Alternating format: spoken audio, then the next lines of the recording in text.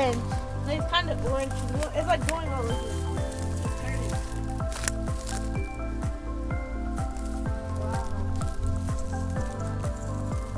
It looks so cool, guys. And turtles are the ones that are in the sea, and a tortoise is the one that's on land. So, guys, I'm gonna pick it up.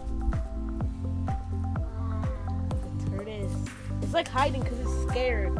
And like if you like kind of like drop it a little bit from like right here, nothing will happen because it's in like a hard shell.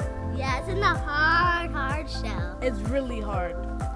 It's actually really cool. It feels really nice in your hand. Yeah.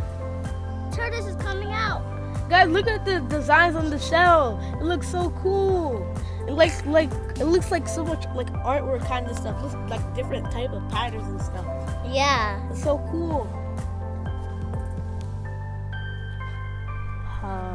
Look at the tortoise in there. I can see it. I think he wants to eat. He's eating that grass or something.